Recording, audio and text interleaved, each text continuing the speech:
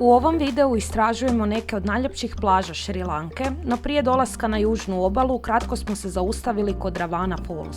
Vodopad je visok oko 25 metara i spušta se niz nekoliko kamenih terasa, a okružen je gustom džunglom i visokim stijenama. Cijelo mjesto ima dosta divlji vibe, a majmuni koje možete hraniti su ovdje praktički glavna atrakcija. Nalazi se tik uz cestu i nema ulaznice, stoga je idealno mjesto za kratku usputnu stanku.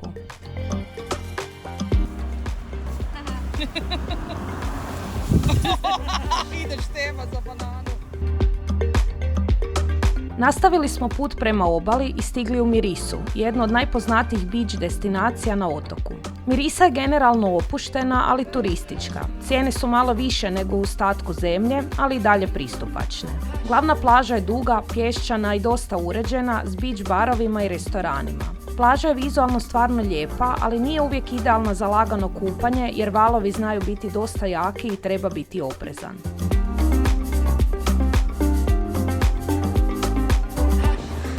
Ok, napravili smo malo istraživanje, pošto je nemoguće od valova se lijepo okupati u Mirisi.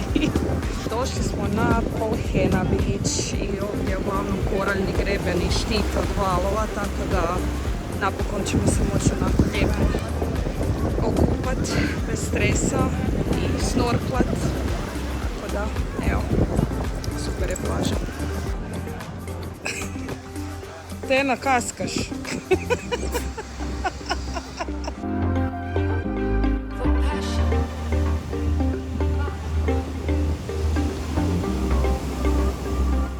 Večeri u Mirisi su posebna priča.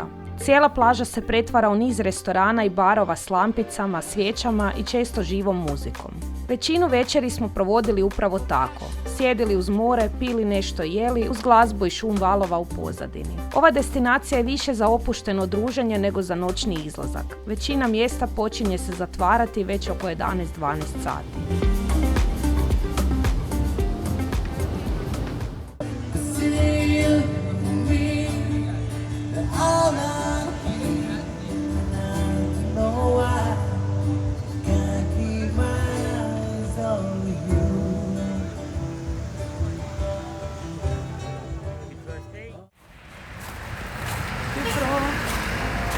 Danas uzimamo tuk-tuk i idemo do Secret Beach u Mirisi. Nakon što smo Tena i ja skrenuli iz života. Jedna od opcija je naručiti tuk-tuk preko aplikacije PickMe.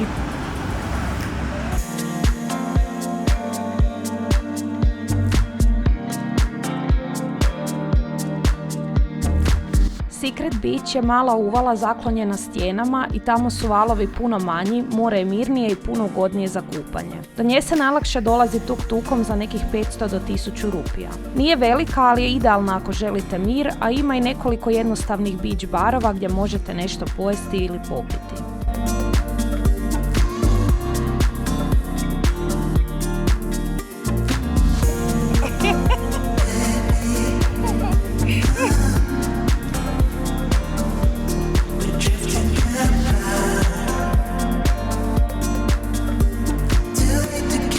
Produljili smo i do Veligame, koja je također idealna kao kratki izlet iz Mirise ako želite promjenu. Za razliku od Mirise gdje su valovi često jaki i nepredvidivi, ovdje su puno blaži i pravilniji, te je upravo zato ovo jedno od najpoznatijih mjesta na Šri Lanki za početničko surfanje. Težak život.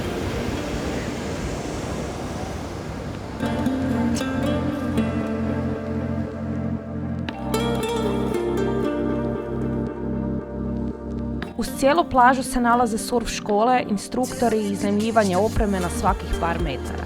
Čak i ako ne surfate, Veligama je ugodna za boravak jer more nije agresivno. Možete normalno ući u vodu bez da vas valovi stalno izbacuju van, što je česta situacija u Mirisi. Plaža je široka i duga, ali ne izgleda kao razglednica. Manje je palmi i više otvorenog prostora, ali zato ima više lokalnog života.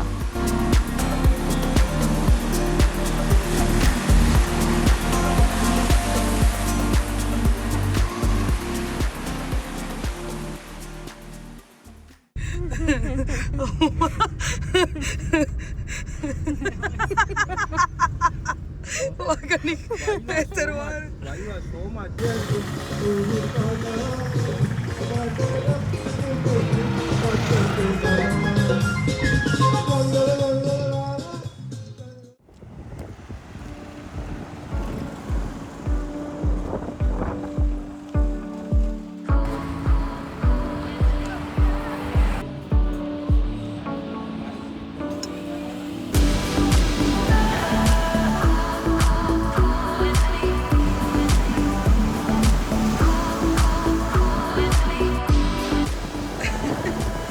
Pokušavamo naći put do Coconut Tree Hilla.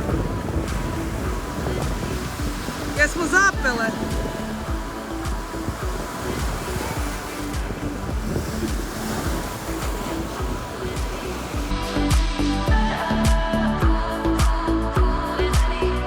Ajme, meni kud smo mi zalutale u pokušaju da dođemo do Coconut Tree Hilla. Šta je ovo? Jedna od najpoznatijih lokacija u Mirisi je definitivno Coconut Tree Hill. To je zapravo mali brežuljak tik iznad mora, prepun visokih palmi koje su savijene prema oceanu i izgledaju kao scena iz razglednice.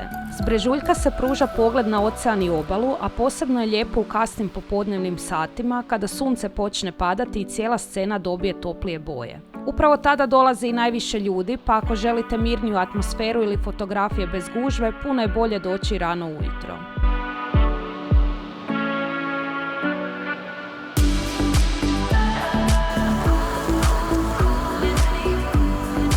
Druga poznata lokacija u Mirisi je Parrot Rock, stijena koja se nalazi doslovno nekoliko metara od glavne plaže. Do nje se dolazi hodanjem kroz more, ali samo za vrijeme oseke. Sam prelazak nije dug, ali kamenje zna biti sklisko, a valovi vas mogu poprilično poprskati putem.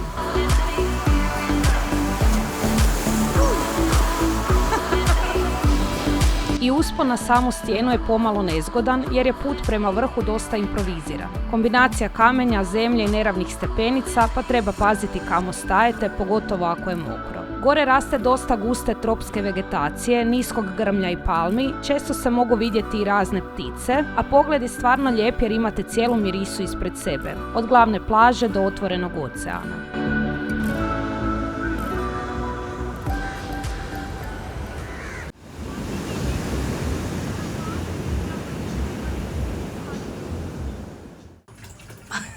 Kuhamo na balkonu hot and spicy nudle.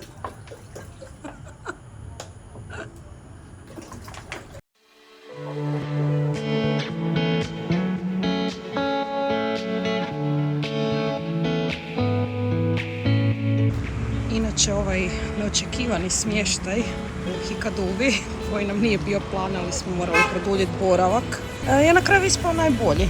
Evo, imamo je balkon, perilicu, tu sušimo svoj veš, ovdje je dnevni boravak, tu su nam sobe.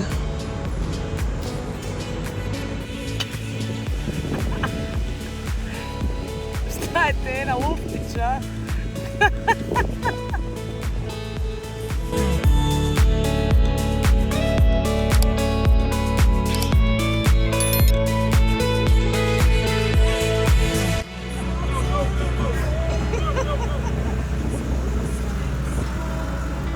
Hikaduva djeluje življe, lokalnije i aktivnije. Uz glavnu cestu stalno prolaze tuk-tukovi, autobusi i motori, svuda su mali restorani, surf shopovi, mini marketi i barovi, pa cijelo mjesto ima puno više energije i osjećaj pravog beach grada.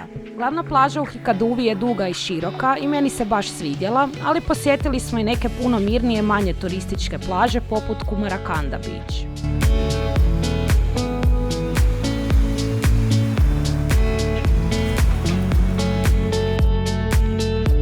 U Hikaduvi je noćni život puno življi nego u Mirisi. Navečer se uz glavnu cestu i plažu otvore barovi, svira glazba, ljudi izlaze i pjevaju karaoke, igra se biljar i cijela atmosfera traje duže u noć.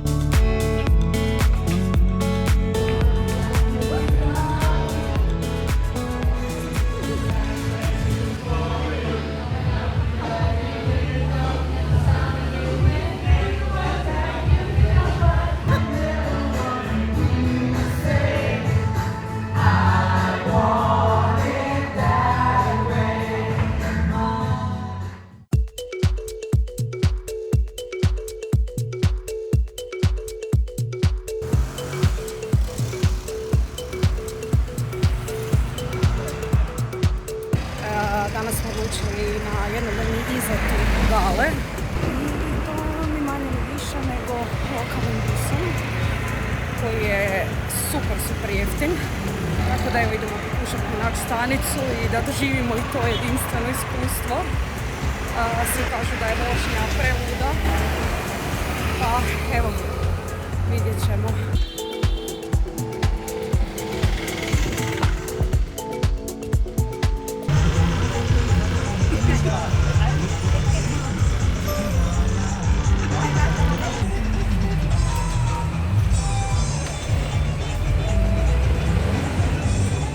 Njuza je dosta dobra.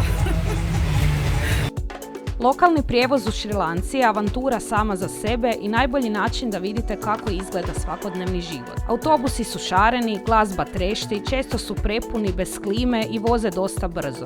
Vozači trube, kondukteri viču stanice, ljudi ulaze i izlaze u pokretu i sve to u početku može djelovati kaotično, ali zapravo odlično funkcionira. Kartu u jednom smjeru smo platili 100 rupija, a vožnja traje oko 40 minuta. Gale, autobusni kolodvor. Stigli smo. Baš je bilo ugodno vožnje.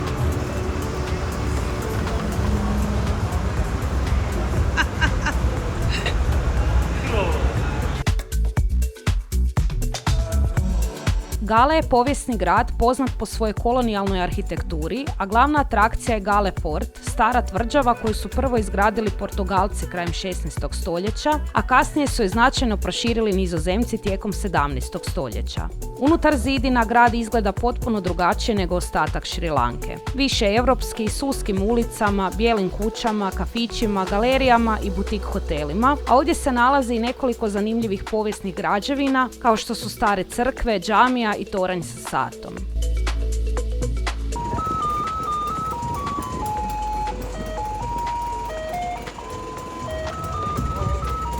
Hello!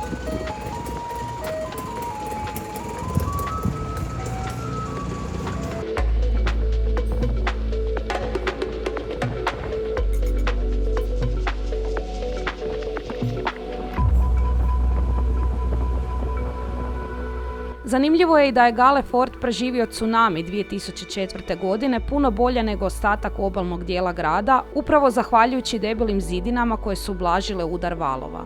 Velik dio tvrđave nakon toga je obnovljen, ali se pazilo da zadrži originalni izgled.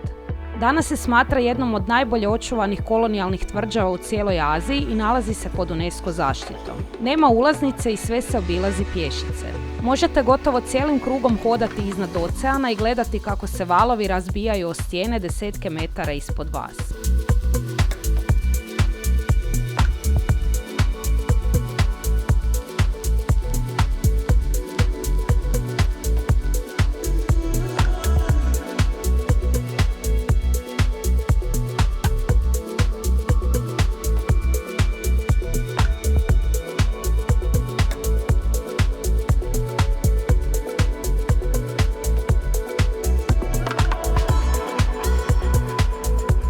Jedna od najpoznatijih lokacija unutar tvrđave je Gale Lighthouse, bijeli svjetionik smješten tik uz ocean i palme. To je danas jedan od simbola grada, ali malo ljudi zna da je ovo zapravo najstarija svjetionička postaja na Šrilanci. Oko svjetionika nalazi se travnate površine, palme i bedemi na kojima ljudi sjede i gledaju ocean, posebno pred zalazak sunca kada cijelo mjesto dobije još ljepšu atmosferu.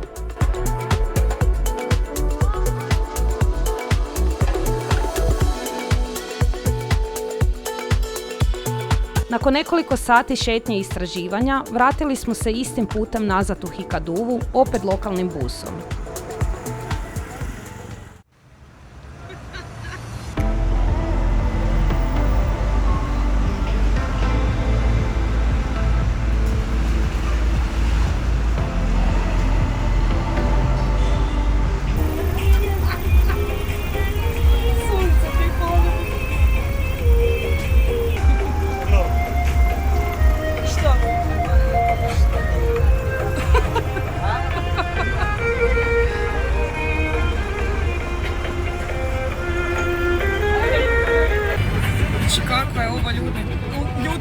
ludnica, ljudi moji.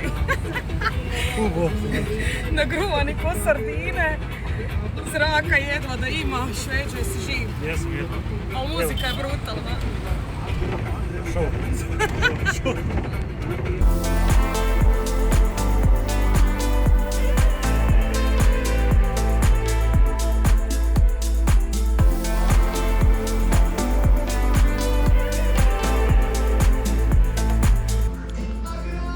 Eto kakav tretman. Prvi na doručku čovjek nam pustio našu glazbu.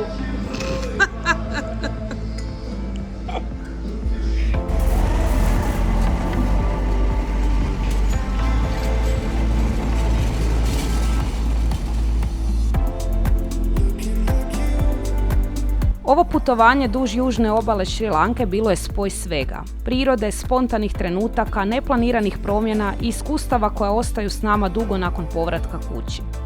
Posljednja večer na terasi.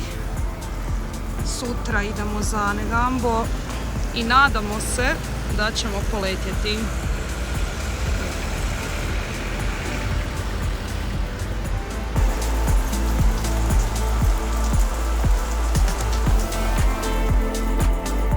Pišite mi u komentarima koje biste mjesto na južnoj obali vi odabrali za odmor i biste li se vozili lokalnim busom. Ako vam se video svidio, ne zaboravite ostaviti like i pretplatiti se na kanal, a mi se uskoro vidimo u sljedećem videu. Pusa bok! Imamo susjeda koji je doslovno si zapisao da mu slučajno ne bi nešto uzeli i nacrtao si je sir kako izgleda. Nemo širom. Evo sira. Ovdje sir. Nemoj da skuži, mrtvi smo.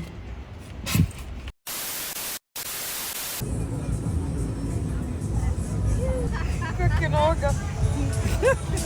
Nije smiješno. Nije smiješno. Pikao me, pomogu jebem.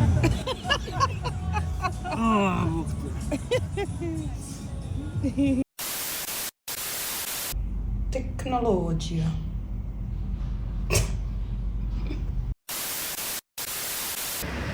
Rekla bih život uzme, more vrati, ali nama je skoro more uzelo život. Valovi nisu zajebanci ovdje, stvarno.